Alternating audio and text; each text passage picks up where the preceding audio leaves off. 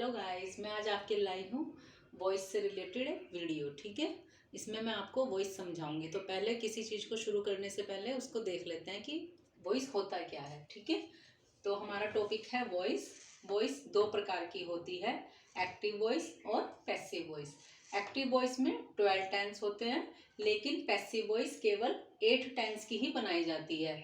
निम्नलिखित 4 टेंस के वाक्यों की पैसिव वॉइस नहीं बनती है। ठीक है, जो इस प्रकार हैं: present perfect continuous, past perfect tense, future continuous और फ्यूचर परफेक्ट कंटिन्यूअस। ठीक है, और हमारे ये कुछ रूल्स हैं जो कि जब हम एक्टिव से पैसिव वॉइस में चेंज करते हैं तो हमें सब्जेक्ट को ऑब्जेक्ट बनाना पड़ता है। ठीक है, तो हमें पहले ये लर्न करने होंगे कि जो हमारा सब्जेक्ट है उसको हम ऑब्जेक्ट किस प्रकार बदलते हैं। आई का क्या हो जाएगा ऑब्जेक्ट? मी। वी का अस, सॉरी गाइस, यू का यू ही रहेगा, दे का देम, ही का हिम, शी का हर, इट ही रहेगा, हु का हुम। ठीक है, और ये मैंने यहाँ पे कुछ रूल्स लिखे हैं, आप इनको भी लर्न करिए। सब्जेक्ट को ऑब्जेक्ट बनाना कब? जब हम पैसिव वॉइस बनाएंगे, तथा ऑब्जेक्ट को सब्जेक्ट बनाना। और गाइस, किसी भी नए ऑब्जेक्ट से पहले बाय का प्रयोग होता है इसमें जब हम पैसिव वॉइस बनाते हैं, तथा पैसिव वॉइस में वर्ब की थर्ड फॉर्म का यूज होता है। टेंस के अनुसार सहायक क्रिया यानी कि हेल्पिंग वर्ब का प्रयोग करना। ठीक है, इतना आया समझ में? तो अब हम देखते हैं present indefinite tense, it mean simple present. ठीक है, अब ये हमारे पास एक सेंटेंस है जो कि एक्टिव वॉइस में है, क्योंकि हमारा सब्जेक्ट ये मोहन है। Mohan writes a letter. Mohan क्या है? सब्जेक्ट है। राइट्स क्या है? वर्ब है। लेटर क्या हो गया? ऑब्जेक्ट। जैसा कि हमें रूल में पहले ही पता है कि हमें ऑब्जेक्ट को सब्जेक्ट बनाना है, तो सबसे पहले हम क्या करेंगे गाइस? ऑब्जेक्ट को सब्जेक्ट बनाएंगे। ठीक है, तो इसको नंबर 1 पे लिखते हैं, ए लेटर। फिर ये वर्ब हमारी चेंज हो जाएगी। ठीक है, मतलब हमें सेंटेंस चेंज नहीं करना है, ये प्रेजेंट में है तो ये भी प्रेजेंट में ही वर्ब आएगी। ए लेटर क्या है? सिंगुलर है, इसलिए इज का यूज होगा। अगर यहाँ पे कुछ प्लूरल होता तो आर आ जाता, आई होता तो एम होता हेल्पिंग वर्ब। ठीक है, तो लेटर हमारा सिंगुलर है, इसलिए हेल्पिंग वर्ब क्या आ जाएगी? Is written. फिर हमारा ये जो सब्जेक्ट था ये यहाँ पे आके ऑब्जेक्ट बन गया, और हमें पहले पता था कि नए ऑब्जेक्ट से पहले हमें बाय का यूज करना है। ठीक है, तो a letter is written by Mohan. कोई दिक्कत? आई होप कोई परेशानी नहीं होगी, मैं इस तरह से समझा रही हूँ आपको। ठीक है, दे बाय बुक्स। दे क्या है? प्लूरल है। ठीक है, और फिर हमें क्या करना है? ऑब्जेक्ट का सब्जेक्ट बनाना है। ठीक है, तो ऑब्जेक्ट को सब्जेक्ट की जगह पर लाएं। बुक्स, बुक्स क्या है? प्लूरल है, इसलिए हेल्पिंग वर्ब क्या हो जाएगी? आर।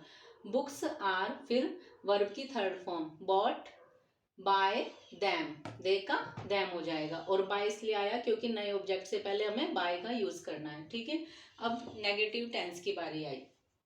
हमें पहले ही पता है कि गाइस प्रेजेंट इंडेफिनेट में डू या डज नॉट का यूज होता है।